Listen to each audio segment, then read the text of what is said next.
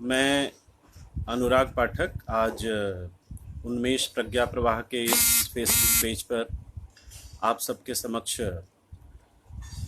स्वावलंबी भारत की भाषा कैसी हो इस पर अपने कुछ विचार लेकर के उपस्थित हूँ। इससे पूर्व कि मैं अपनी बात कहना प्रारंभ करूँ, मैं धन्यवाद देना चाहता हूँ, आभार प्रकट करना चाहता हूँ एक ऐसे व्यक्तित्व का जो इन सब चीज़ों के जड़ में हैं, जिसे हम कहें कि जिनके माध्यम से ही यह उन्मेष और प्रज्ञा प्रवाह एक ऊर्जा प्राप्त करता है। ऐसे हमारे क्षेत्रीय संयोजक, राष्ट्रीय स्वयंसेवक संघ के प्रचारक श्रीमान रामाशीष जी का, अपने काशी प्रांत के संयोजक प्रोफेसर वाईपी सिंह जी का, सह संयोजक डॉक्टर अनिल सिंह जी का, कि आप सब ने मुझे इस पेज पर अपनी बात कहने का अवसर प्रदान किया। बंधुओं, आप सब जानते हैं कि भारतवर्ष एक सनातन राष्ट्र है और जब कोई राष्ट्र बहुत लंबा जिसका इतिहास होता है तो उस राष्ट्र के इतिहास में उतार चढ़ाव के भी बहुत सारे क्रम रहते हैं और इन उतार चढ़ावों में कुछ खट्टे अनुभव रहते हैं, कुछ मीठे अनुभव रहते हैं। किसी मोर्चे पर जय होती है, किसी मोर्चे पर पराजय होती है। भारत ने भी यह विभिन्न कालखंड अपने जीवन में देखे हैं एक राष्ट्र के रूप में। अभी विगत दिनों प्रधानमंत्री जी ने आत्मनिर्भर भारत की बात की, स्वावलंबी भारत की बात की। इससे कुछ एक जो ऐसे प्रश्न थे जो कहीं किनारे हो गए थे, वो आज फिर पटल पर आ चुके हैं और उनमें से सबसे प्रमुख बात यह आ रही है कि भारत को यदि स्वावलंबी बनना है तो भारत की भाषा क्या होगी, किस भाषा में भारत बात करेगा, किस भाषा में भारत अपने राजकाज करेगा, किस भाषा में भारत शिक्षा ग्रहण करेगा। इन सब विषयों पर लगातार देश में विमर्श होते रहते हैं, लेकिन अभी थोड़ी सी इसमें और एक ताजगी आ गई है। बंधुओं, भारत में यह जो भाषा का संघर्ष है, इसको कभी भी भाषाई संघर्ष मान करके, भिन्न भिन्न भाषाओं के बीच के संघर्ष मान करके ये भूल मत करिएगा। भारत का यह जो भाषा का संघर्ष है, भारतीय भाषाएं बनाम विदेशी भाषाएं, यह भारत राष्ट्र के अपने अस्तित्व के संघर्ष से जुड़ा हुआ है।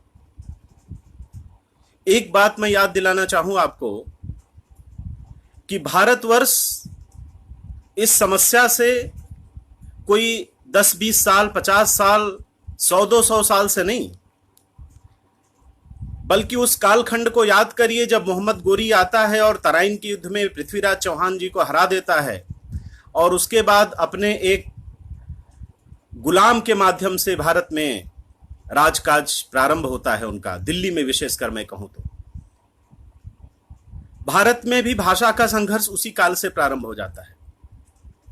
स्वाभाविक सी बात है कि जब कोई विदेशी आएगा तो वह अपनी भाषा में बात करना चाहेगा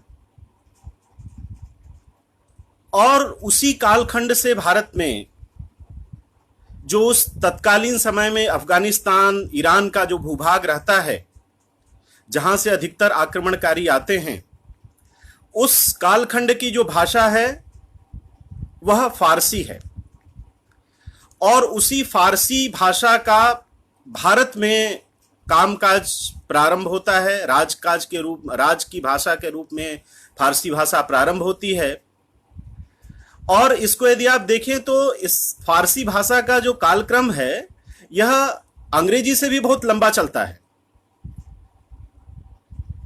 फारसी भाषा में राजकाज भारत में अंग्रेजों के आने तक लगभग चलता रहता है और उसके काफी दिन बाद तक भी ये कहें कि यह संघर्ष फारसी लिपि का उर्दू भाषा के लिपि के रूप में, वह कहीं न कहीं स्वतंत्रता आंदोलन तक वो बात उसकी चलती रहती है।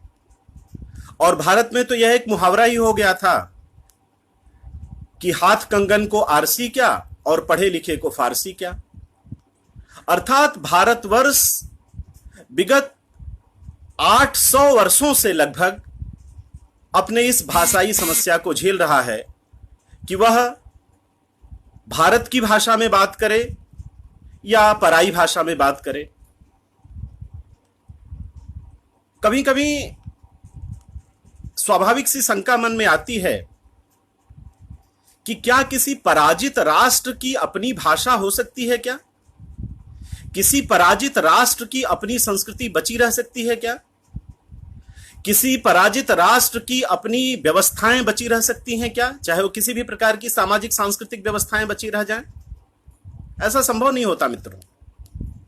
या तो ये सब चीजें नष्ट हो जाएंगी या तो वह राष्ट्र पराजित नहीं हो पाएगा। भारतवर्ष के भी संबंध में ऐसा ही हुआ। भारत की जो वर्तमान राजधानी दिल्ली है, वह तो बहुत वर्षों तक जरूर विदेशियों के कब्जे में रही, लेकिन संपूर्ण भारतवर्ष पर कभी उनका एक अधिकार हो गया हो ऐसा भी नहीं था। तो ठीक यही स्थिति भारत में भाषा की भी रही। दिल्ली का कामकाज भले ही विदेशी भाषा में चलता रहा हो, लेकिन ऐसे समय भी भारत के तमाम सारे जो क्षेत्र थे, तमाम सारे जो राज्य थे, जिनकी अपनी स्वतंत्रता भी थी, राजनीतिक रूप से भी स्वतंत्रता थी, उन्होंने भारतीय भाषाओं में अपना और हम जैसा जानते हैं कि भारत एक बहुभाषी देश है। यहां कहा जाता है कि कोस कोस पे बदले पानी और 5 कोस पे बदले बानी। तो इस प्रकार के देश में स्वाभाविक सी बात थी कि कई भाषाओं का उदय होता, और हुआ भी। भारत में यदि आप देखें तो सभी भाषाओं की जननी संस्कृत को कहा जाता है। तमिल, कई विद्वानों का मानना है कि संस्कृत से भी प्राचीन भाषा है। एक जगह मैं पढ़ रहा था कहीं कि भगवान शंकर के डमरू से ही दोनों ध्वनि के अक्षर निकले हैं, दोनों लिपियों के। भगवान शंकर ने जब दाईं तरफ से डमरू बजाया तो उससे संस्कृत के वर्ण निकले, और जब बाईं तरफ से डमरू बजाया तो उससे तमिल के वर्ण निकले। हो सकता है यह प्रतीकात्मक कथा हो, लेकिन उसने इतना तो सिद्ध किया कि कम से कम यह भारतीय भाषाएं अत्यंत प्राचीन हैं। यह भारतीय भाषाएं अत्यंत समृद्ध भी हैं। लेकिन हम कितने भी समृद्ध हों, हम कितने भी वैभवशाली हों, हम कितने भी प्राचीन हों, लेकिन यदि हम पराजित हो जाते हैं तो वह सारी समृद्धि, सारा हमारा वैभव, सारा भाषा का सौंदर्य, सारा हमारा ज्ञान विज्ञान, वह तिरोहित कर दिया जाता है आक्रांता के द्वारा। ठीक यही स्थिति जब हमारे ऊपर तुर्क आक्रांता आए, मुगल आक्रांता आए, तमाम सारे और वंश आए, उन्होंने की। और उसके पश्चात आने वाले जो यूरोपीय थे, उन्होंने भी यही काम किया। और हम सब जानते हैं कि पुर्तगाली, डच, फ्रेंच, अंग्रेज, इन सब के आक्रमण भारत पर हुए और अंततः अंग्रेज भारत में टिक गए। तो अंग्रेजों के टिकने के बाद से ही यह संघर्ष प्रारंभ हो गया कि अब भारत में किस प्रकार की भाषा में राजकाज चलाया जाए। यदि हम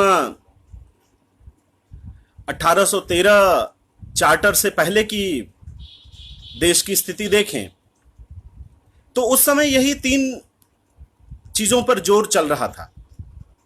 एक वर्ग था जो चाहता था कि अंग्रेजी भाषा में सब चीजें होनी चाहिए, शिक्षा, दीक्षा, राजकाज, सारी चीजें। दूसरा एक वर्ग था जो कह रहा था नहीं, भारतीय भाषाएं जिसमें काम चलते रहते हैं, जैसे संस्कृत हो गई, जैसे फारसी हो गई, उसमें कार्य होना चाहिए। एक तीसरा वर्ग था जिसकी आवाज भले ही थोड़ी दबी हुई थी, लेकिन वह चाहता था कि भारत की जो अपनी देशी भाषाएं हैं, जो बोलचाल की भाषाएं हैं, उनमें भी काम होना चाहिए। अंत में यह विवाद सुलझता है लॉर्ड मैकाले के द्वारा, और मैकाले यह निश्चित कर देते हैं कि भारत में अंग्रेजी माध्यम की शिक्षा चलेगी। क्या इसके दुष्परिणाम होंगे, क्या इसके फायदे होंगे, इस पर बहुत बहस चल रही थी। तमाम सारे जो हमारे भारतीय बुद्धिजीवी थे उनका भी यह मत हो गया था कि भारत का जो ज्ञान विज्ञान है उस ज्ञान विज्ञान में उतनी कुवत नहीं है कि इस आधुनिक समय में चल सके। परिणाम स्वरूप हमें यूरोपीय ज्ञान विज्ञान को सीखना है, और जब यूरोपीय ज्ञान विज्ञान को सीखना है तो हमें यूरोपीय भाषा स्वीकार करने में क्या हर्ज है। यह उनका तर्क था। अब 1835 को गुजरे बहुत वर्ष हो गए। उसके बाद आप भारतवर्ष में देखते हैं कि लगातार इन प्रश्नों पर संघर्ष होते रहे, लगातार बातचीत होती रही, और कहीं न कहीं भारत का जो अपना संघर्ष था, आप देखें यहां देशी बनाम विदेशी के संघर्ष से एक बड़ा संघर्ष उत्पन्न हो गया कि देशी में कौन। एक वर्ग था जो भारत की भाषाओं का, विशेषकर जो एक लिंक लैंग्वेज के रूप में पूरे देश में के बहुत से भूभाग भेद में कहूं तो वो मान्य भाषा के रूप में स्वीकृत हो रही थी, वो थी हिंदी या हिंदुस्तानी, जिसे उस समय हम कहते थे। लेकिन एक दूसरा वर्ग था जो कहता था कि नहीं, हम उर्दू को, जो फारसी लिपि में लिखी जाएगी, उसको राजभाषा के रूप में मानेंगे। पहले वाले वर्ग के प्रतिनिधि के रूप में भारतेंदु हरिश्चंद्र जी थे, जो चाहते थे कि हिंदी को कामकाज की भारत की भाषा बनाया जाए, हिंदी को शिक्षा के माध्यम की भाषा बनाया जाए। लगातार वो इसके लिए प्रयास भी कर रहे थे। उनकी वो पंक्ति सभी को याद है लगभग कि निज भाषा उन्नति है सब भाषा के मूल, बिन निज भाषा ज्ञान के मिटे नहीं के शूल। लेकिन ये चरितार्थ नहीं हो पाया, और हुआ कुछ ऐसा बंधुओं कि यह हिंदी और उर्दू के संघर्ष में, या कहें हम भारतीय भाषाओं और जो फारसी लिपि की उर्दू भाषा बनी थी उसके संघर्ष में जो बाजी थी वो अंग्रेजों ने मार ली।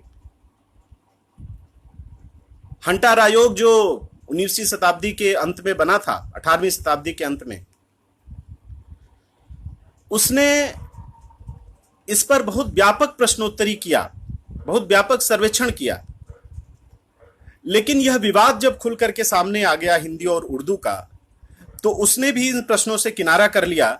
और किनारा क्यों न करता, उसे उसमें लाभ भी था कि वो अपनी अंग्रेजी को इसी बहाने वर्चस्व उसने स्थापित कराने की दिशा में एक और कदम बढ़ा दिया। हम सब जानते हैं कि उसके पश्चात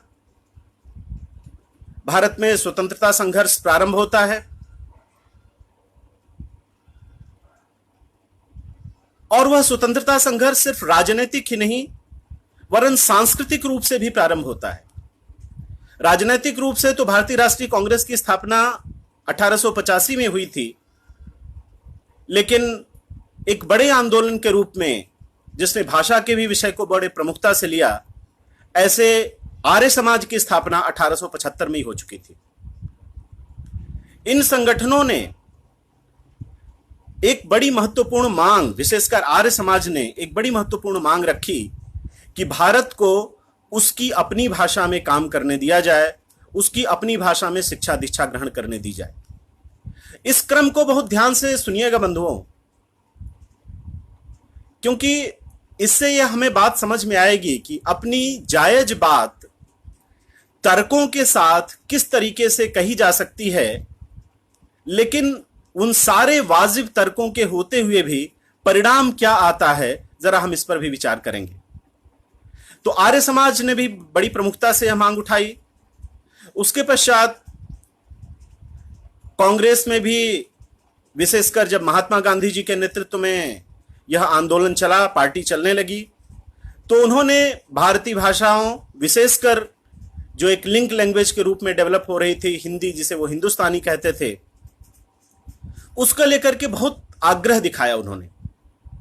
और वह इतने आग्रही थे कि महात्मा गांधी जी ने सन 1928 में मुझे ध्यान में आ रहा है कि उनका एक लेख छपा था। उसमें उन्होंने कहा कि यदि मैं तानाशाह होता तो सबसे पहला काम करता कि यह अंग्रेजी जो विदेशी भाषा है जिसमें हमारे विद्यार्थियों को शिक्षा लेनी पड़ती है उसको मैं बाहर कर देता। यदि अध्यापक उसके लिए तैयार न होते तो उन अध्यापकों को मैं सस्पेंड कर देता। यदि सिलेबस न तैयार होता, पाठ्यक्रम न तैयार होता तो बिना पाठ्यक्रम के विद्यार्थियों को पढ़ाता। लेकिन किसी भी सूरत में अंग्रेजी को शिक्षा के माध्यम के रूप में वो स्वीकार करने को तैयार नहीं थे। भारत में भी हम देखते हैं स्वतंत्रता आंदोलन के दौरान ही सिर्फ महात्मा गांधी नहीं वरन जो भी अन्य बड़े स्वतंत्रता सेनानी थे, और सबसे बड़ी बात यह है कि वह हिंदी भाषी क्षेत्रों से हो ऐसा आवश्यक नहीं था। 3-4 बड़े नामों को आप सब जानते हैं। महात्मा गांधी स्वयं हो गए, वो गुजरात से थे। सरदार पटेल गुजरात से थे। सुभाष चंद्र बोस बंगाल से थे। लेकिन इन सभी स्वतंत्रता सेनानियों का मानना था कि भारत की भाषा यदि कोई हो सकती है तो वह तो हिंदी ही हो सकती है। सभी प्रदेशों में अपने अपनी भाषाओं में, प्रांतीय भाषाओं में कामकाज चले और भारत में एक जो लिंक लैंग्वेज के रूप में जिसको विकसित किया जाए, जिसमें केंद्र सरकार काम करे, वह हिंदी भाषा हो। हिंदी भाषा एक ऐसी भाषा है जो सभी भाषा भाषियों को आपस में जोड़ने में समर्थ है। लेकिन ऐसा क्या हुआ बंधुओं कि इतने उत्तम तर्क के बाद, इतने बड़े बड़े लोगों के आग्रह अनुनय के बाद आज जो वर्तमान में स्थिति दिखाई देती है वह तो कुछ और ही दिखाई देती है। हां, इसका परिणाम यह जरूर हुआ कि भारत के संविधान में जो संघ है उसकी भाषा के रूप में हिंदी का अनुमोदन जरूर हो गया। यद्यपि उसमें भी संविधान सभा में बहुत बहस चली थी, लेकिन अंततः उसका अनुमोदन हो गया। लेकिन साथ में एक परंतुक जुड़ गया। महाभारत में जैसे बार बार परंतु शब्द का उल्लेख आता है, ठीक उसी प्रकार से यहां भी वह परंतु आज तक हमारे फांस बना हुआ है। अब भारत के संविधान ने जब इसको स्वीकृत कर लिया तो फांस क्या बन गया कि 15 वर्षों तक अंग्रेजी को भी हिंदी के साथ साथ केंद्र की भाषा के रूप में रखा जाए। और वह 15 वर्ष भारत में अभी तक समाप्त नहीं हो पाया है। क्यों समाप्त नहीं हो पाया, आप सब लोग जानते हैं। उस जिस दृढ़ इच्छा शक्ति की आवश्यकता थी, वो दृढ़ इच्छा शक्ति शायद जो हमारी आने वाली बाद की सरकारें थी वो नहीं दिखा पाई। जबकि स्वाभाविक क्रम मुझे तो यह लग रहा था कि जब ऐसे लोगों का भारत पर शासन हुआ जिनकी अपनी राजकाज की भाषा फारसी थी, तो उन्होंने भारत को फारसी में ढाल दिया। तो ठीक उसी प्रकार से जब उनका राज गया, उनका राज आया जिनकी राजकाज की भाषा अंग्रेजी थी अर्थात अंग्रेज, तो उन्होंने फारसी को हटा करके अंग्रेजी को लाया। तो बहुत स्वाभाविक था उसी क्रम में कि यदि हिंदुस्तान स्वतंत्र हो गया, भारत स्वतंत्र हो गया। और एक बात और ध्यान देने की है बंधु कि उस कालखंड में स्वतंत्रता जो हमको मिली वह विभाजित स्वतंत्रता थी। और वह जो विभाजन था वह उन लोगों द्वारा मांग की गई थी, उस विभाजन की, जो भारत के भाषाई सवाल पर यह कहते थे कि देवनागरी हिंदी नहीं बल्कि फारसी वाली उर्दू चलेगी। अर्थात दोनों भारत से जा चुके थे। अंग्रेज जो भारत में अंग्रेजी लाए वो भी जा चुके थे। ऐसा वर्ग जो यह कहता था कि नहीं भारत में तो फारसी लिपि की उर्दू चलेगी, वो भी उसका बड़ा तबका, यदि मैं कहूं तो जो वोकल तबका था इस बात के लिए, उसको लगा कि नहीं भारत में तो हमारी इस संस्कृति का, भाषाओं का संरक्षण शायद नहीं हो पाएगा, और वो अपने लिए अलग देश मांग करके जा चुका था। पाकिस्तान और जो आज का बांग्लादेश है, आप सब जानते हैं। तो ऐसी अनुकूल परिस्थिति में, जबकि विदेशी शासक भी चला गया, जबकि वो वर्ग भी चला गया जो यह मांग कर रहा था कि नहीं, हमको हिंदी नहीं चाहिए या हमको हिंदी से दिक्कत है, फिर क्या प्रश्न खड़ा हुआ? प्रश्न खड़ा नहीं हुआ बंधुओं, प्रश्न खड़ा कराया गया। प्रश्न कहां से खड़े हुए? उन क्षेत्रों से प्रश्न खड़े हुए जो प्रारंभ में हिंदी प्रचार के काम में लगे हुए थे। उन राजनेताओं द्वारा प्रश्न खड़े हुए जो हिंदी प्रचार के काम में लगे हुए थे। सी राजगोपालाचारी उसमें एक बड़ा नाम है। सी राजगोपालाचारी जो मद्रास प्रांत था तत्काल समय में, ब्रिटिश काल में, उसमें हिंदी प्रचार के बहुत बड़े योद्धा के रूप में काम कर रहे थे। और अचानक ऐसा क्या हो गया कि भारत के स्वतंत्र होने के बाद वो हिंदी के विरोध में खड़े हो गए। और बात यहां सिर्फ हिंदी की ही नहीं है बंधु, बात यह है कि जब हिंदी कॉमन लैंग्वेज के रूप में नहीं स्वीकृत हो पाएगी या नहीं स्वीकृत हो पाई, तो अंग्रेजों के जाने के बाद भी कॉमन लैंग्वेज तो चाहिए ही चाहिए। अंग्रेजों के जाने के बाद भी अंग्रेजी को उस रूप में स्वीकार किया गया और आज तक स्वीकार किया गया है। मुझे बड़ा आश्चर्य होता है, जो बात मैंने पहले कही थी कि आप कालक्रम को ध्यान में रखिएगा कि किस प्रकार से सारे तर्क होने के बावजूद भी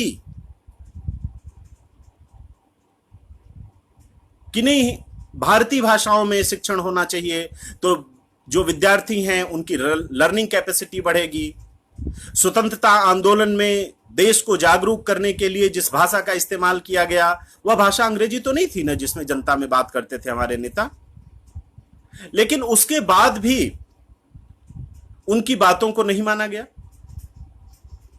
जिनको हम महात्मा कहते हैं, जिनको हम राष्ट्रपिता कहते हैं, ऐसे महात्मा गांधी, जिनका आग्रह कितना था हिंदी के प्रति, मैं पहले ही बता चुका हूं, जो बार बार यह कहते थे कि भारत का जो मस्तिष्क है वह कभी भी मेधा शक्ति संपन्न हो ही नहीं सकता, क्योंकि वह तो अपना 2/3 भाग अंग्रेजी सीखने में व्यय कर देता है, और 1/3 भाग से वो कितनी गणित सीखेगा, कितनी विज्ञान सीखेगा, कितनी चिकित्सा सीखेगा, कितनी संस्कृति सीखेगा, ईश्वर ही जाने। तो एक जो सारे तर्क, सारे तथ्य जिस बात की तरफ इशारा कर रहे थे, जिस बात की बार बार वो वकालत कर रहे थे, वो तथ्य, वो बात आज तक पूरी क्यों नहीं हो पाई? यह बड़ा विचारणीय प्रश्न है बंधुओं। वर्तमान भारत की यदि राजनीतिक सामाजिक चेतना का यदि हम विश्लेषण करें, तो आप पाएंगे कि भारत में 3 प्रकार के राजनीतिक सामाजिक आंदोलन चल रहे हैं। एक है जो सांस्कृतिक राष्ट्रवाद की बात करता है, अपनी संस्कृति को प्रमुखता देता है, और हम सब जानते हैं कि संस्कृति में भाषा बिल्कुल ही प्रारंभिक तत्व है। यदि भाषा को हटा दिया जाए तो शायद संस्कृति के कक्ष में या संस्कृति के मुक्त गगन में जाने की खिड़की ही नहीं खुलेगी। यह बात सबको पता है, उनको भी पता है। एक दूसरा पक्ष है, दूसरी एक विचारधारा है जो मानती है कि भारत में जाति विभाजन बहुत ज्यादा था, जातीय उच्चता नीचता का जो क्रम था वह बहुत वर्षों तक था। इस पर हम बाद में विचार कर लेंगे कि यह सच्चाई है या नहीं है, लेकिन वह यह मानती है और उसका कहना है कि जो जाति क्रम में निम्न श्रेणी के लोग थे उनको आज ऊंचे आना चाहिए। 85 और 15 की बात करते हैं। तो आप जरा सोच करके बताइए बंधुओं कि जो जातीय क्रम में निम्न थे उनके ही अनुसार, जिनको पढ़ने लिखने के अवसर नहीं मिल पाए उनके ही अनुसार, तो वो हिंदी भाषा में या अपने देशज भाषा में, प्रांतीय भाषाओं में ज्यादा आसानी से पढ़ सकेंगे या विदेशी अंग्रेजी भाषा में ज्यादा आसानी से पढ़ सकेंगे। स्वाभाविक सी बात है, कॉमन सेंस की छोटा बच्चा भी उत्तर दे सकता है कि विदेशी भाषा की तुलना में जो हमारी देशज भाषा है उस भाषा में वो ज्यादा कंफर्टेबल होंगे, क्योंकि वो फर्स्ट जनरेशन लर्नर हैं, सेकंड जनरेशन लर्नर हैं, उनको ज्यादा आसानी होगी ज्ञान अर्जित करने में। लेकिन पूरी की पूरी वो लड़ाई जो सामाजिक आंदोलन के नाम पर लड़ी जा रही है, उस लड़ाई में यह बात कभी भी मुखरता से आ ही नहीं पाती है। सिर्फ अपवाद स्वरूप रहे तो राम मनोहर लोहिया जी रहे, जिनके समय में जरूर उन्होंने इसको बड़ी प्रबलता से इस मुद्दे को उठाया था, लेकिन उसके बाद भी उत्तर प्रदेश के मुख्यमंत्री माननीय मुलायम सिंह जी ने जरूर थोड़ा सा इस दिशा में प्रयास किया, लेकिन वो भी प्रयास शायद उतना समग्रता में नहीं था, और परिणाम यह हुआ कि उस प्रयास का भी कोई सार्थक नतीजा नहीं निकला। और आज तो उसके कोई स्वर ही नहीं सुनाई देते हैं। मतलब जो आपके आंदोलन का मुख्य बिंदु है, सामाजिक न्याय, और सामाजिक न्याय को दिलाने में जो सबसे प्रमुख भूमिका जिसकी हो सकती है वह है हमारी भाषा, और उस भाषा का प्रश्न उठाने में सब कतरा रहे हैं। आगे हम विश्लेषण करेंगे ऐसा क्यों हो रहा है, लेकिन जरा एक तीसरे वर्ग की तरफ जाते हैं। तीसरी जो विचारधारा देश में चलती है, जिसका मानना है कि जो आर्थिक विभाजन है, जो अमीर और गरीब का संघर्ष है, यही शाश्वत संघर्ष है। वो मार्क्स को अपना आदर्श मान करके चलते हैं, उनके सिद्धांतों पर चलते हैं। उस सिद्धांतों के अनुसार भी यदि आप सोचें तो जो गरीब है उसको अंग्रेजी भाषा में शिक्षा ग्रहण करना आसान है या देशज भाषा में शिक्षा ग्रहण करना आसान है? जो गरीब है उसका बालक किस भाषा के माहौल में रहता है? कौन सी भाषा उसके आसपास की अपनी भाषा है? गरीब की भाषा तो अंग्रेजी नहीं है, आज भी नहीं है। लेकिन इतने बड़े सामाजिक मुद्दे को उठाने वाला वर्ग भी भाषा के प्रश्न पर, जो एक मूल प्रश्न हो सकता है उसका, उस प्रश्न पर वो चुप हो जाता है। यह चुप्पी क्यों है मित्रों? इस चुप्पी को आज विश्लेषित करने का समय है।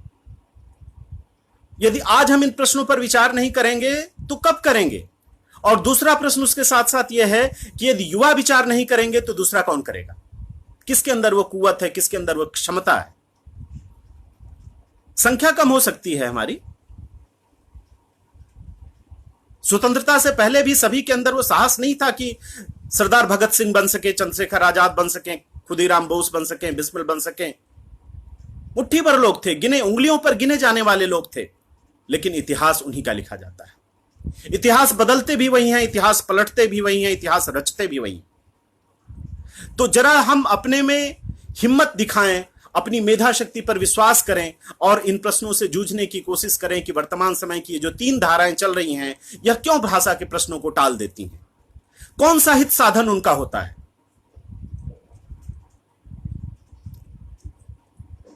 जो सामाजिक न्याय और वर्ग संघर्ष को उठाने वाली विचारधाराएं हैं, हम सब जानते हैं कि कहीं ना कहीं इनका पालन पोषण विदेशी धरती से चलता है। नहीं भी चलता तो कम से कम उससे अनुप्राणित होते हैं। तो कोई भी जो अंतरराष्ट्रीय शक्तियां हैं वह बिल्कुल भी ये नहीं चाहेंगी कि भारत का आम आदमी उठ खड़ा हो ज्ञान में, विज्ञान में। भारत का आम आदमी उठ खड़ा हो अर्थशास्त्र में। भारत का आम आदमी उठ खड़ा हो कॉमर्स में, ट्रेड में। वो नहीं चाहती। इसलिए वो चाहती हैं कि बिल्कुल एक छोटे से ग्रुप के लोग जो अंग्रेजी भाषा भाषी हैं, उन्हीं के साथ वैश्विक शक्तियों का मुकाबला हो ताकि उनकी जीत सदैव सुनिश्चित रहे। दूसरा एक बड़ा कारण जो मुझे दिखाई देता है, अपने सांस्कृतिक अधिष्ठानों से घृणा का भाव।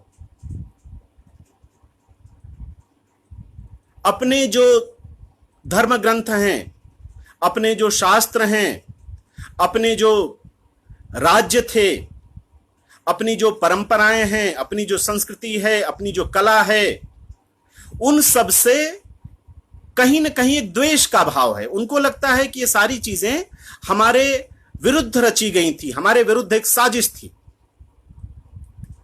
तो अब जो आपके विरुद्ध साजिश होगी, उस साजिश को तो आप समाप्त करना चाहेंगे। तो संपूर्ण भारत के शास्त्र आपको साजिश लगते हैं, इसलिए आप चाहते हैं कि वो जिन भाषाओं में हैं, अब जब हिंदी की बात होगी तो उसमें तो तुलसी आएंगे आएंगे, उसमें तो कबीर आएंगे ही आएंगे, उसमें तो रसखान आएंगे ही आएंगे। और जो उन्होंने लिखा है वो तो बदला नहीं जा सकता।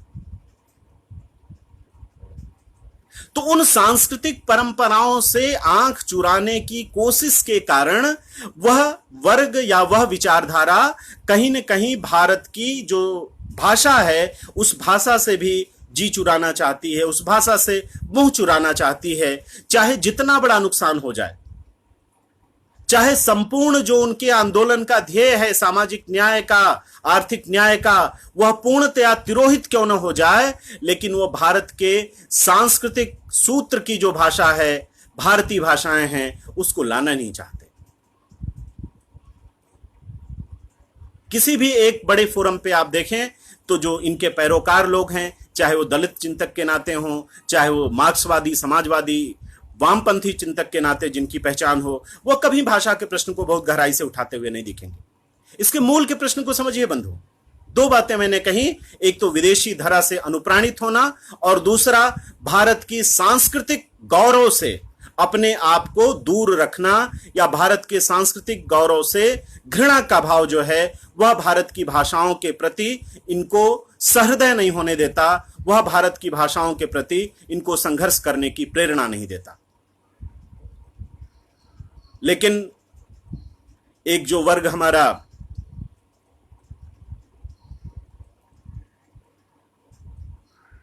वर्तमान समय में प्रभावी वर्ग है विचारधारा के नाते, आखिर उसके लिए कौन सा तत्व बाधक होता है, यह बड़ा शोध का विषय है और बड़े आत्मचिंतन का विषय है। मुझे लगता है कि वैचारिक रूप से, सैद्धांतिक रूप से कोई बाधा नहीं है। अभी विगत 2 वर्ष पूर्व ही राष्ट्रीय स्वयंसेवक संघ की अखिल भारतीय कार्यकारिणी में यह प्रस्ताव पारित हुआ था कि भारत में जो प्राथमिक शिक्षाएं हैं, कम से कम उनकी भाषा तो मातृभाषा होनी ही चाहिए और उसके आगे की शिक्षाओं को उस मातृभाषा में देने की व्यवस्था सरकार करे, ऐसा प्रस्ताव पारित हुआ, प्रतिनिधि सभा का प्रस्ताव पारित हुआ। लेकिन उस दिशा में कार्य जब हम देखते हैं तो कार्य कहीं ना कहीं उसकी कमी दिखाई देती है। यह कमी क्यों है? शायद बाजार की शक्तियों का दबाव है, शायद कारपोरेट की शक्तियों का दबाव है, शायद उनका दबाव है जो शिक्षा क्षेत्र से एक बहुत बड़े मुनाफे की जिनको उम्मीद है या एक बहुत बड़े मुनाफे जिनकी जेबों में जा रहे हैं। आप चारों तरफ देखिए, सिर्फ और सिर्फ भाषा के नाम पर, अंग्रेजी के नाम पर ऐसे कुकुरमुत्तों की तरह से विद्यालय उठ खड़े हुए हैं। विशेषकर 1990 के बाद जब से भारत में उदारीकरण प्रारंभ हुआ था, उसके बाद ऐसे विद्यालयों की श्रृंखला खड़ी हो गई जैसे पहले एसटीडी बूथ हुआ करते थे। कहीं विद्यालय की संरचना जैसा दिखाई नहीं पड़ेगा, कोई प्लेग्राउंड दिखाई नहीं पड़ेगा, शिक्षकों की भर्तियों का कोई मानक नहीं दिखेगा, कोई को करिकुलर एक्टिविटीज की उनकी व्यवस्था नहीं दिखाई देगी। लेकिन अंग्रेजी माध्यम के विद्यालय, कॉन्वेंट विद्यालय ऐसा नाम देकर के, और देश भर में उनकी दुकानें चल रही हैं। तो बंधु, ये प्रश्न खड़ा होता है कि जब भारत सरकार और विभिन्न राज्य सरकारें अपने बजट का एक बहुत बड़ा हिस्सा शिक्षा पर खर्च कर रही हैं, तो आखिर ऐसी क्या मजबूरी आ गई कि भारत का जो आम आदमी है, वह भारत का आम आदमी उन विद्यालयों में अपने बच्चों को न भेज करके भारत का आम आदमी इन कुकुरमुत्ते जैसे उगते हुए विद्यालयों में अपने बालकों को भेज रहा है। और यह केवल प्राथमिक स्तर पे हो ऐसा नहीं है, बल्कि अब तो हम देखते हैं कि उच्च स्तर पर भी निजी क्षेत्र के तमाम सारे जितने विश्वविद्यालय खुल रहे हैं, आप किसी एक विश्वविद्यालय को नहीं देख सकते हैं जिसकी शिक्षा का माध्यम हिंदी हो या जिसकी शिक्षा का माध्यम कोई और भारतीय भाषाएं हो, बल्कि पूरी की पूरी उनकी जो शिक्षा माध्यम है वह विदेशी भाषा अंग्रेजी में ही है। और वैसे भी उच्च शिक्षा में तो काफी काम बाकी ही रह गया था। 90 के पहले भी अंग्रेजी का वर्चस्व वहां टूट नहीं पाया था। विशेषकर जो प्रोफेशनल कोर्सेज हैं हमारे, चाहे वो इंजीनियरिंग से जुड़े हों, चाहे वो मेडिकल से जुड़े हों, चाहे वो मैनेजमेंट से जुड़े हों, चाहे लॉ से जुड़े हों। तो सवाल उठता है कि आखिर बजट का इतना बड़ा हिस्सा सरकार खर्च कर रही है, लेकिन क्यों आम आदमी इन विद्यालयों की तरफ आकर्षित होता है? तो उसका जवाब ढूंढने के लिए बहुत दिमाग लगाने की आवश्यकता नहीं है। हमने अपनी व्यवस्था ऐसी कर दी कि उस व्यवस्था में रोजी रोटी की जो भाषा है वह भाषा अंग्रेजी हो गई है। 1990 के बाद से जब से निजी क्षेत्र आया तो निजी क्षेत्र तो अपना पूरा कामकाज ही अंग्रेजी भाषा में करता है। तो यदि आपको निजी क्षेत्र में रोजगार चाहिए तो अंग्रेजी भाषा की शिक्षा आवश्यक है। और भारत में एक भ्रम भी उत्पन्न हो गया कि जो भाषा की लर्निंग है वह मीडियम यदि भाषा हो जाए तो सबसे बेहतर तरीके से हो सकती है। हो सकता है इसमें कुछ सच्चाई भी हो, लेकिन कोई भी भाषा विदेशी यदि है और वह शिक्षा का मीडियम हो जाती है, माध्यम हो जाती है, तो कंटेंट बच्चे को कितना पता होता है इस पर कोई बात करने को तैयार नहीं। और उससे भी बड़ी बात है कि वह विदेशी भाषा जब अपने साथ विदेशी कल्चर लेकर के आती है तो फिर उसके बाद उस विदेशी संस्कृति का रोना देश भर में रोते हैं।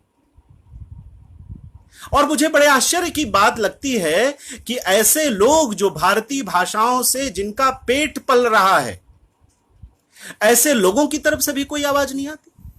भारत की पूरी फिल्म इंडस्ट्री हिंदी सिनेमा की एक बड़ी इंडस्ट्री है, लेकिन कभी आपने सुना कि भारत के सिनेमा के angry young man Amitabh Bachchan की तरफ से कोई आवाज आई हो कि नहीं, भारत के बच्चों को विदेशी भाषा में शिक्षा नहीं दी जानी चाहिए?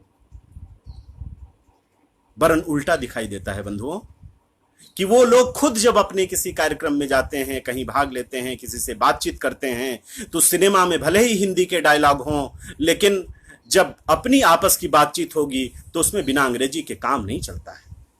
एक मजाक का विषय बन जाता है जिसको अंग्रेजी ना आती हो। और हम सब जानते हैं कि भारत में क्रिकेट में भी यह चलता है। हरभजन सिंह जैसे खिलाड़ी हमारे इसके कितने शिकार हुए हैं, कितने मजाक बने हैं उनके, आप सबके सामने यह सब बिल्कुल व्यक्त हुआ है। सिनेमा का कोई व्यक्ति खड़ा नहीं हो पाता है, अपवाद स्वरूप कोई लोग दिखाई दे देते हैं। अभी जिनका देहावसान हुआ, बहुत प्रख्यात एक्टर थे इरफान, उन्होंने जरूर कुछ वर्षों पहले एक इंग्लिश मीडियम इस नाम से ही एक फिल्म बनाई थी, उसमें उस विद्रूपताओं की जरूर चर्चा की थी उन्होंने। लेकिन उसके अलावे इतनी बड़ी भारत की फिल्म इंडस्ट्री है जो हिंदी पर पलती, जिसका खर्च चलता है, वह इसके लिए बोलने को तैयार नहीं है। अभी जिनकी बड़ी चर्चा हुई भारत में, पुरस्कार वापसी का एक जो ग्रुप बना, तमाम लोग उसे गैंग कहते हैं, ज्यादातर देखेंगे तो उसमें भारतीय भाषाओं के साहित्यकार थे, विशेषकर हिंदी के साहित्यकार थे।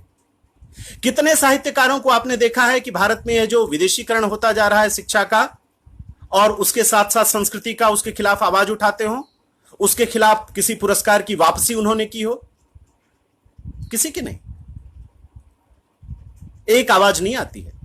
जिस भारतीय भाषा के आधार पर ही उनका पेट पलता है, उनकी रोजी रोटी चलती है, उनके बच्चों की शिक्षा दीक्षा चलती है, लेकिन उनकी तरफ से भी एक आवाज नहीं आती कि क्या हो रहा है भारत में। जबकि भारत के संविधान के रहते हुए, जो संविधान कहता है कि भारत में असमानता या किसी प्रकार का भेदभाव नहीं हो सकता, किसी भी प्रकार के आधार पर नहीं हो सकता, वहां भाषा के आधार पर भेदभाव चल रहा है और कोई कुछ बोलने को तैयार नहीं है। ऐसे बहुत सारे लोग हैं। हमारे राजनेता, किसी राजनेता का ऐसा भाषण आज तक मैंने नहीं देखा जो अंग्रेजी में भाषण दे करके अपना चुनाव जीता हो। कोई राजनेता हो तो आप बता दें। सोनिया जी, बड़ी मुश्किल होती है उनके परिवार को आज भी हिंदी बोलने में, लेकिन जब वो सार्वजनिक मंचों पर आती हैं तो वो भी अपनी टूटी फूटी इटालियन हिंदी से ही उसी हिंदी में बात करती हैं। लेकिन संसद में जाने पर क्या हो जाता है? क्यों? यदि कहीं भ्रम बना हुआ है तो उस भ्रम को नहीं तोड़ पा रहे हैं। दक्षिण के लोगों में एक बहुत बड़ा भ्रम है कि संपूर्ण उत्तर भारत की भाषा हिंदी है, खड़ी बोली हिंदी। ये कितना बड़ा झूठ है आप सब जानते हैं। एक ही प्रदेश में, उत्तर प्रदेश को हम लोग ले लें, यहां पर भोजपुरी बोली जाती है, यहां पर ब्रज बोली जाती है, यहां पर अवधी बोली जाती है, यहां पर बुंदेलखंडी बोली जाती है, यहां पश्चिम उत्तर प्रदेश में अलग भाषाएं बोली जाती हैं। उन सारे लोगों ने धीरे धीरे करके पढ़ाई के माध्यम से खड़ी बोली हिंदी को सीखा है। बिहार को ले लें आप, हिंदी भाषी राज्यों में मैथिली है, मगही है, भोजपुरी स्वयं है वहां पर। झारखंड को ले लें, संथाली है।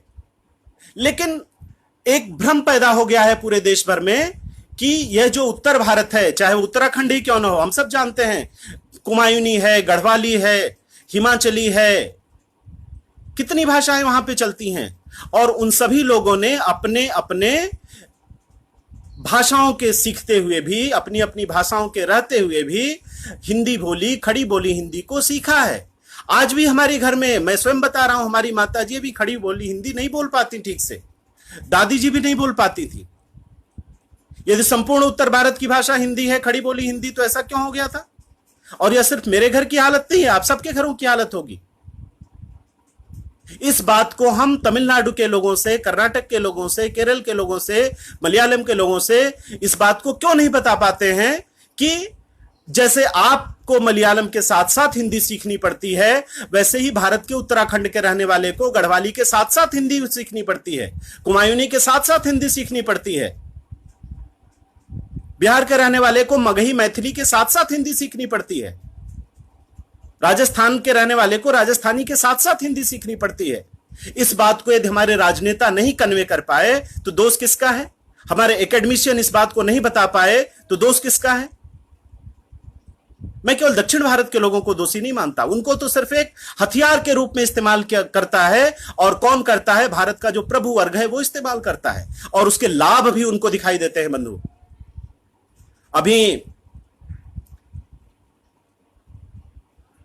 कुछ ही महीनों पहले इंडियन एक्सप्रेस की एक खबर छपी थी।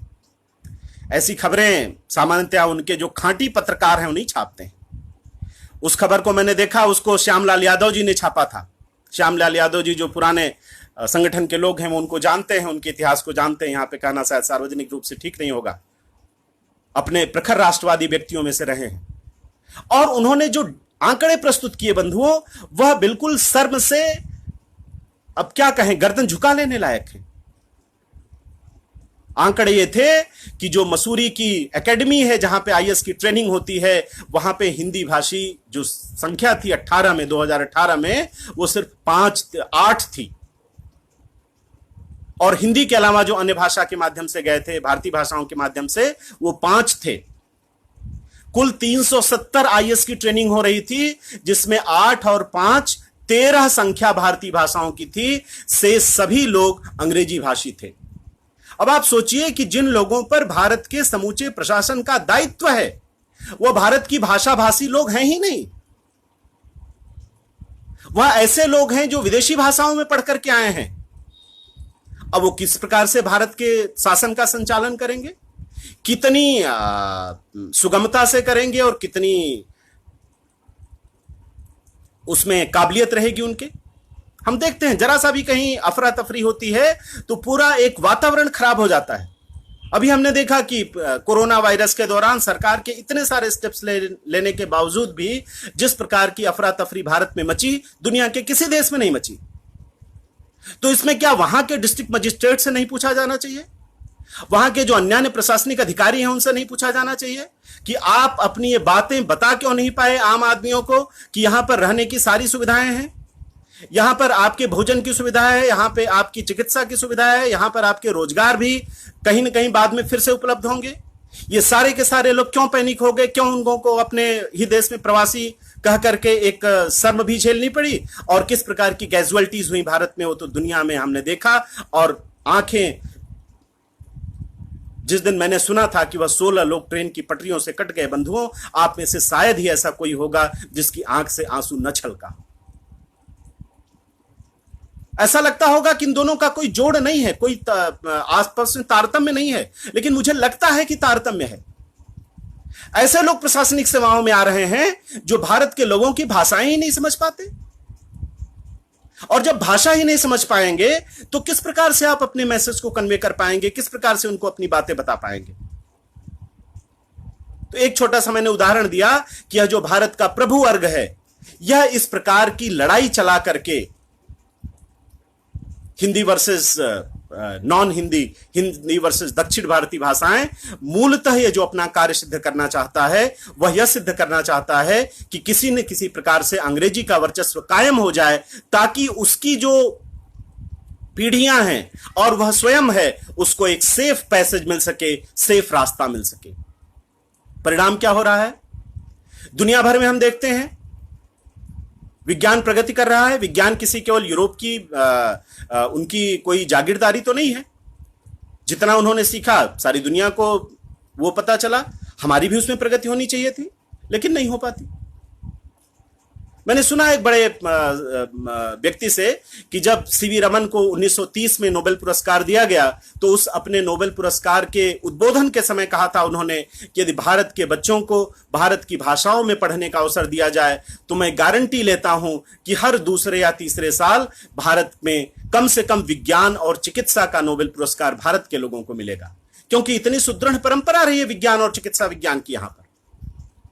लेकिन नहीं, चाहे कोई कहता रहे, चाहे महात्मा गांधी कहें, चाहे सरदार पटेल कहें, चाहे सुभाष चंद्र बोस कहें, चाहे भारत का संविधान कहे, चाहे बाकी जितने आयोग बने, आप चाहे कोठारी कमीशन को ले लीजिए, मुदालियर कमीशन को ले लीजिए, यहां तक कि राधा कृष्णन आयोग जो उच्च शिक्षा आयोग बना था वो आयोग ले लीजिए। मतलब हम अपनी बात चाहे जितने तर्कों से कहें, चाहे जितने अच्छी प्रकार से कहें, लेकिन तमाम सारी ऐसी शक्तियां हैं जो शक्तियां तर्कों को मानने के लिए तैयार नहीं है, जो शक्तियां सत्य को मानने के लिए तैयार नहीं है। अब क्या उपाय बचता है?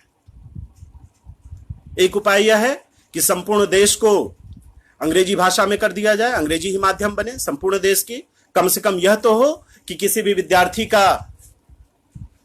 भाषा के आधार पे उसको वंचित न होना पड़े, भाषा से उसको दिव्यांग न होना पड़े। लेकिन क्या यह संभव है बंधुओं?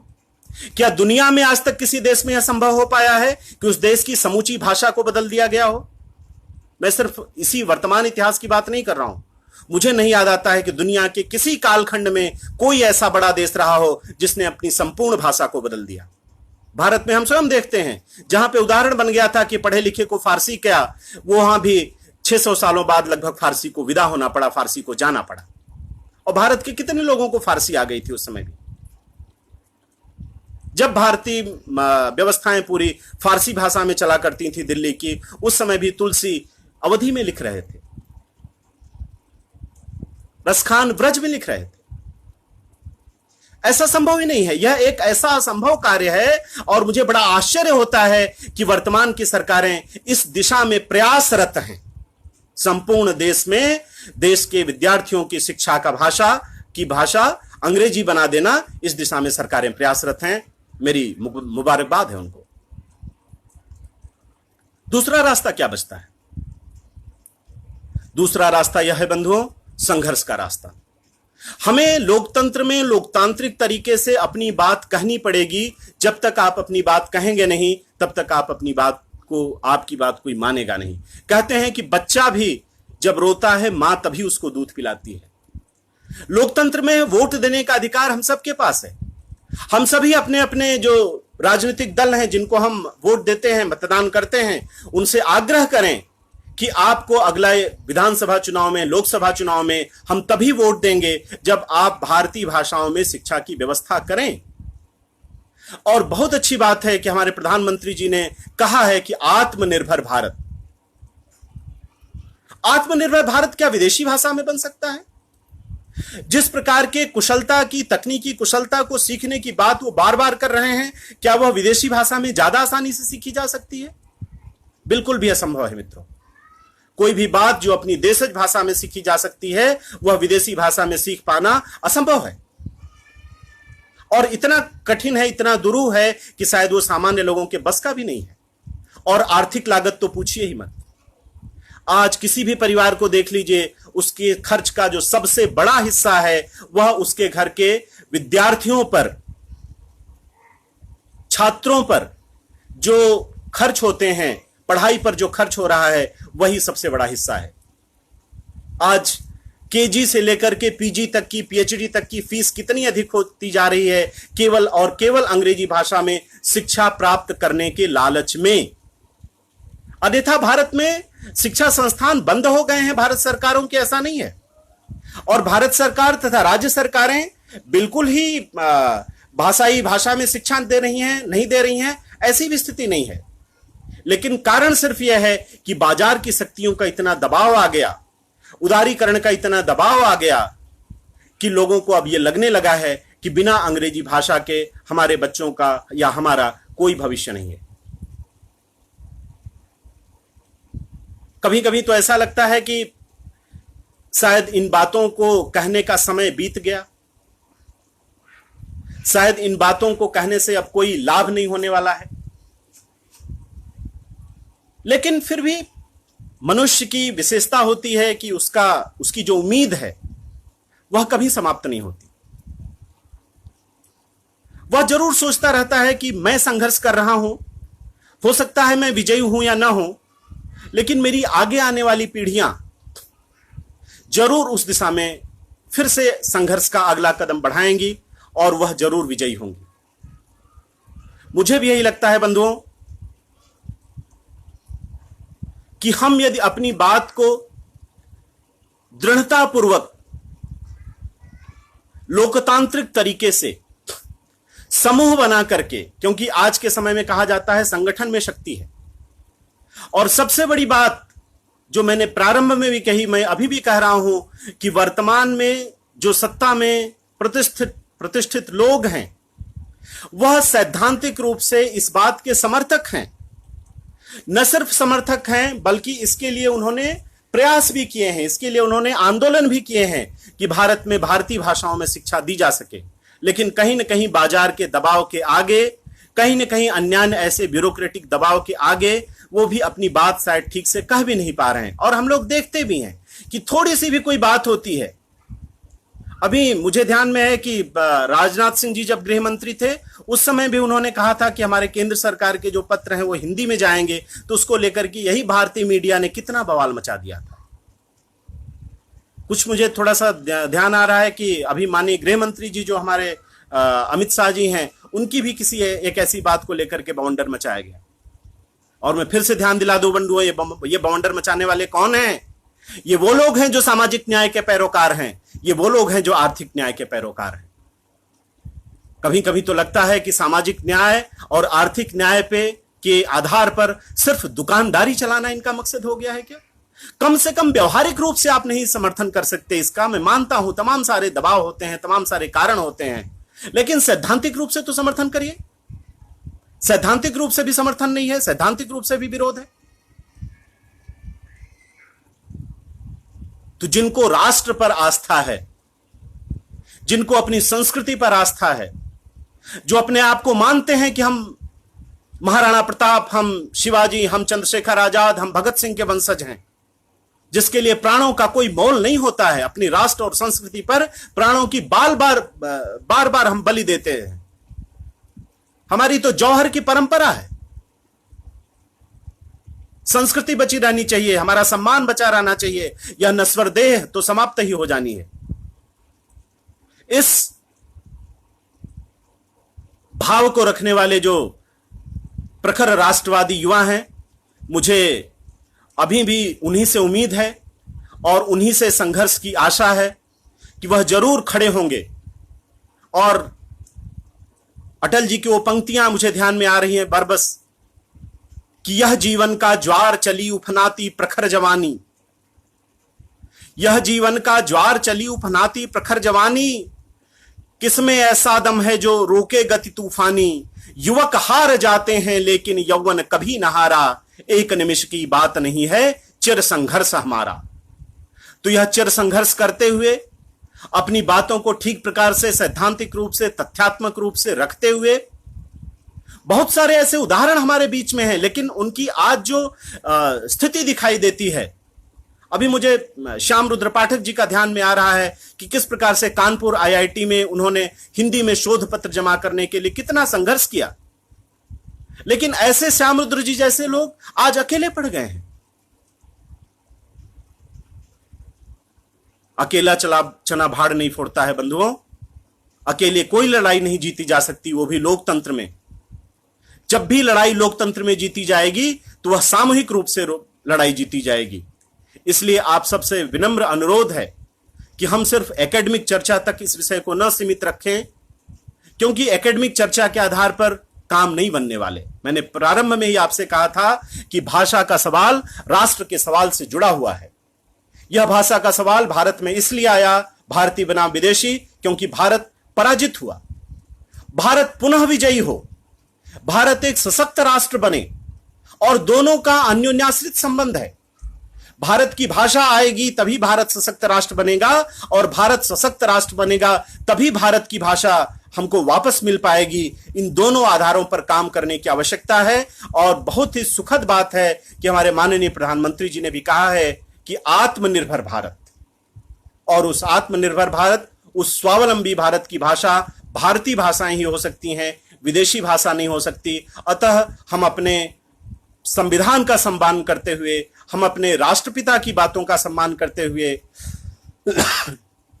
जिनकी वो बात आप सबको ध्यान में होगी कि जब देश आजाद हो गया और बीबीसी का एक संवाददाता गांधी जी से इंटरव्यू लेने के लिए आया, तो गांधी जी ने उसको इंटरव्यू देने से मना कर दिया, यह कहते हुए कि दुनिया से कह दो कि गांधी अंग्रेजी भूल गया है।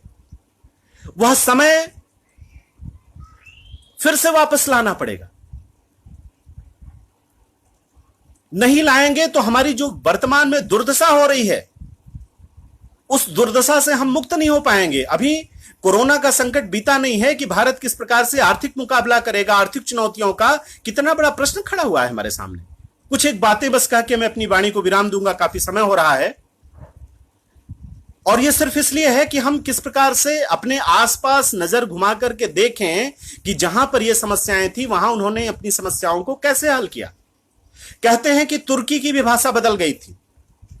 जब वहां अतातुर्क कमाल पाशा आए सत्ता में, तो उन्होंने एक कमेटी बैठाई कि यह तुर्की को तुर्की भाषा में शिक्षा देनी हो तो कितना समय लगेगा, और अगले दिन से ही तुर्की भाषा में वहां पर प्रारंभ हो गई शिक्षा दीक्षा। और आज तुर्की, हम सब जानते हैं कि कम से कम जो इस्लाम को मानने वाले देश हैं उनमें बड़ा ही प्रमुख एक राष्ट्र है तुर्की। इसी प्रकार से इजराइल एक बड़े प्रमुख राष्ट्र के रूप में उभरा। इजराइल की भाषा हिब्रू है, हम सब जानते हैं, और जिस नोबेल प्राइज का बड़ा गर्व होता है पूरी दुनिया में, उस नोबेल प्राइज में यदि आप देखेंगे तो हिब्रू भाषी तमाम सारे लोग आपको मिलेंगे जो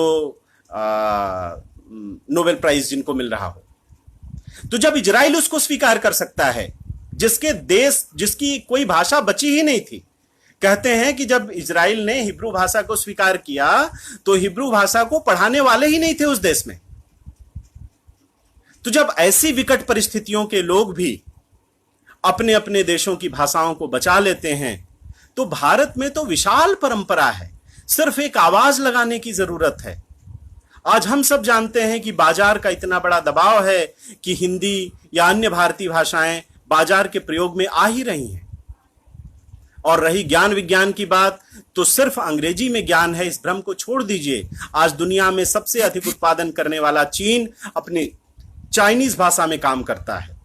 दुनिया में टेक्नोलॉजी में पूरी दुनिया में अपनी एक हैसियत रखने वाला जापान, जो आज से मुश्किल से 70 साल पहले बर्बाद हो चुका था परमाणु बम के अटैक में, वो अपनी जापानी भाषा में काम करता है। छोटे छोटे देश कोरिया वगैरह वो अपनी भाषाओं में काम करते हैं। फ्रांस हो गया, जर्मनी हो गया, टेक्नोलॉजी के मामले में जर्मनी दुनिया में सबसे बेहतर देशों में है। तो जब दुनिया के बहुत सारे देश बड़े छोटे छोटे देश, तो भारत तो सनातन राष्ट्र है बंधुओं, और सनातन राष्ट्र कभी मिटा नहीं करते। न तो राष्ट्र मिटते हैं, न तो संस्कृति मिटती है। भारत की संस्कृति, भारत की भाषा, इसकी वापसी पुनः होगी। अब यह हमारे ऊपर दायित्व है कि हम इस कार्य को अपने कंधों पर लें और इसको अपने समय में यदि वापसी करा सकें तो शायद यह हमारा सौभाग्य होगा, और मां भारती के प्रति यही हमारी सच्ची भेंट होगी, उनका सच्चा नमन होगा। इतनी बातों को कहते हुए मैं अपनी वाणी को विराम देता हूं। वंदे मातरम।